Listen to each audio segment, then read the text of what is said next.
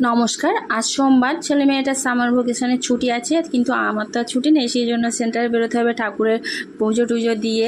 তারপরে চলে আসলাম একটু খাওয়ার জোগাড় করতে। প্রতিদিনের মতো চিয়া সিডস রাত্রে ভিজিয়ে রেখেছিলাম, আর একটু দুধ জাল দিয়ে নিলাম, আর হচ্ছে আমন্ড, কাজু, কিশমিশ, অনেকগুলো ড্রাই ফ্রুটস, আর আজকে কাজু বাদাম দিয়ে একটু ভগবানের ভোগ দিয়েছিলাম, সেটাও একসঙ্গে পেস্ট করে নিলাম। নিয়ে কলা, ওটস নিয়ে সেটাই সবাই খেয়ে নিলাম। নিয়ে ছেলে মেয়ে পড়ছে। আমি 8টার সময় বেরিয়ে গেলাম, একটু সবজিও কিনে রেখে গেলাম যাওয়ার সময়। বাড়ি এসে দেখছি ছেলে মেয়ে পড়ছে, তো আমি একটু ফ্রিজ থেকে আম আর দই বার করে নিলাম, টক দই।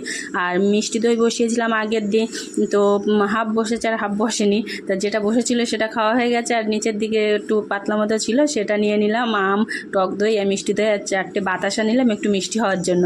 চিনি খাই না বলে একটু পেস্ট করে নিলাম। ছেলেই পেস্ট করলো বলে আমি পেস্ট করব। তারপরে উপর থেকে একটু আমের কুচিও ছড়িয়ে নিলাম, আর বেশ ভালোই লাগলো। সারাদিন